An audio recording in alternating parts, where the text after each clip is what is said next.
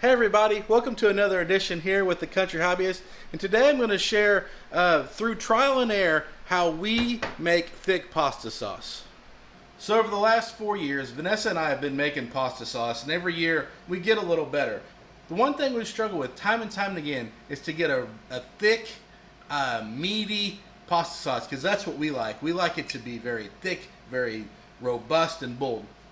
And last year's sauce was pretty good, but it was runny.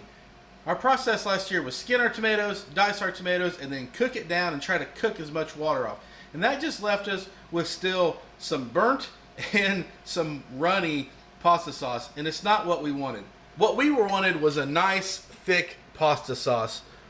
One that would slowly fall off our spoon. Nice and thick and chunky, lots of flavor.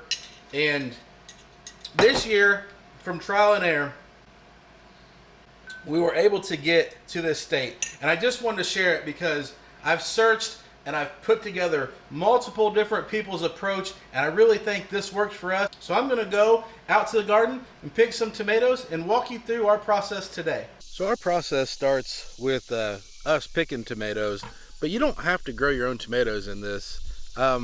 Really, you can go out, you can buy tomatoes, and if you're going to do that, what I'd recommend is probably finding like what they call canner tomatoes. Generally, they're a little better in price. They've got some blemishes. They might also call them seconds, but for a good reference, maybe like a 25-pound box would be what I would start with, especially if they're only charging 50 cents a pound. That's what I've seen around here for the seconds or canner tomatoes. And you don't need like fantastic tomatoes to do this. We're not slicing it and putting it on like a sandwich, and we need it to look all nice and pretty. What we're doing is we're going to run it through a process and just extract the juice. So that's when I'm going to start picking out my tomatoes here. For me, off of this process, it's about 3 5-gallon buckets will make 14 quarts. So that's what I'm shooting for here this morning. So I believe in a kind of a multi-step prep process for tomatoes. One, I like to wash everything down with some dish soap. So if you look here, I just got 2 buckets. One bucket is what we're going to put our tomatoes that we just picked out of the garden into. The other one's just clean water. We're just going to kind of rinse. So we'll wash the tomatoes in some dish soap, just a little tiny bit of dish soap and water. Then we will just rinse them in clean water, and then we'll set them off to the side while we get our burner ready going. While we're cleaning, we're also looking for tomatoes that might be a little bad, and then any that, like this one here, has got a split in it. So we have to determine if it's just got a split from picking and dumping, or because it's starting to rot. And really the only way to tell is to smell them. If you don't trust it, then just throw it out. We've got all the tops off. We've washed them. We've put them in these buckets to prep.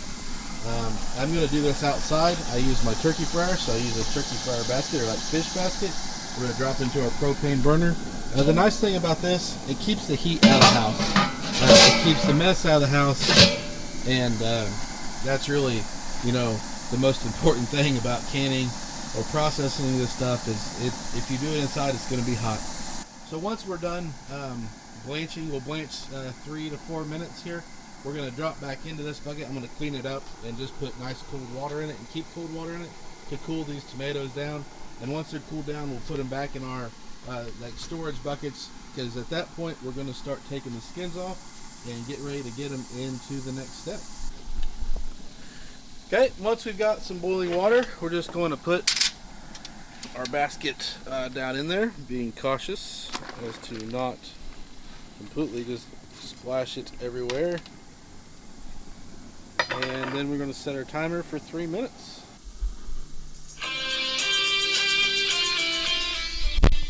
The key to a good canning timer is your alarm music. So you can see that these tomatoes have started to split, and that's ultimately what we're trying to accomplish here with this blanch, is just make it easier to get the skins off these tomatoes. So we're going to go from the hot water right into the cold water. So we're just trying to get these to cool off as fast as we can to stop the cooking process. Because we've already accomplished kind of the point of heating them, which was to get them to split a little bit so we could start to get the skins to peel off nice and easy. So we've got everything. We're going to cool this last batch down, and then we're going to make it over to the table where I'll show you where the first step and where we're getting this sauce to be thick. There's kind of a two-step process here. So part one of making thick pasta sauce starts with the same process as you would with peeling your tomatoes, right? I'm looking right at you. Yes. But before just, putting them into the next phase, what we're doing outside of the normal skinning and coring is kind of giving it just a last minute squeeze. Oh, and letting it go everywhere. Yeah. Good job. Before we go into just our pot. What that allows is a bit of this juice. We're not going to put this juice in our sauce. We're going to just use what we squeezed out of here. Is going to go as tomato juice. We're going to can it separately. So we're kind of doing two processes. Okay, tomato juice and tomato sauce. And we're going to put these tomatoes into a roaster pan about 150 to 200 degrees for several hours to let some of the juice just render out of these tomatoes before then we process them. Okay, so I just wanted to share before I put it in the fridge, just for reference, that's how much juice we squeezed off of those tomatoes before we even really started doing anything. All those tomatoes were able to fit down into these two roaster pans, and they're chocked full. But you can see this one's been on 200 degrees. You can really start to see the liquid starting to come off here. And we're just going to let this go for 3 or 4 hours and just really render down the liquid out of these pans. Now, one of my favorite YouTubers, I'll link him down below, Pasquale, he always says, or one of his famous lines on making sauce is no sweat, no souche. And that's kind of the mantra I think we're going today. Nice glisten here on the forehead. So it's been about 3 hours or so, and we're getting ready to start kind of processing this, but look how much liquid has kind of come off of these tomatoes. So what I'm going to do is I'm just going to put these tomatoes into a strainer. You just see them straining out here. That's what we're going to do through this whole pot, to start to pull those off. But look at all this juice.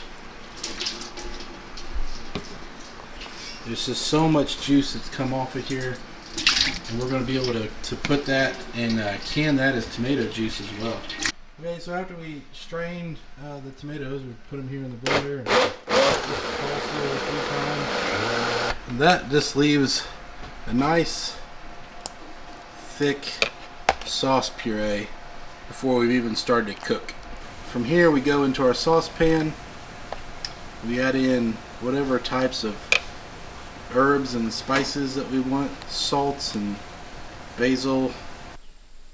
Okay, so you can see it's a nice thick sauce before we've really even started to cook down whatsoever, and that's what we're really after here with this process. And that's really it. I'll show you maybe like the final process, but as far as canning, I think everybody has their own way, and there's so many canning videos that I don't want to extend this one out. What we're going to do is we're going to add in Italian seasoning. We actually use like an Italian seasoning blend to put in there. We add in some sugar. We added a bunch of diced peppers and onions into the sauce, and we just cook that for about maybe 20-25 minutes, get it good and hot. Then we put that in a jar and we water bath can it for 40 minutes. I'll show here kind of what the sauce looks like when we're all said and done. But that right there is our process for making a very thick and hearty tomato sauce, like a pasta sauce. Thank you guys for checking out the video. Please let me know if you have any suggestions or other ways you come to this same conclusion. I love a thick sauce, so if you are like, oh, it's supposed to be thin, I don't care. We're going thick. If you're just here to see my pasta sauce, take a minute, check out some of my other videos. Do a lot of just stuff here on the farm, country related kind of things. I've got ducks. You can check out my ducks and see us raising these baby ducks. Give us a thumbs up, give us a subscribe if you like what we're doing today. I appreciate you taking your time to watch. Have a good rest of your day. Thank you. So I just wanted to share what this sauce really looks like after it's gone through its whole process. Now this, I didn't can it. This was the last bit in the pot.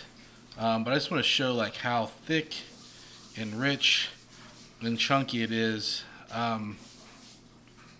And this is exactly what we were looking for.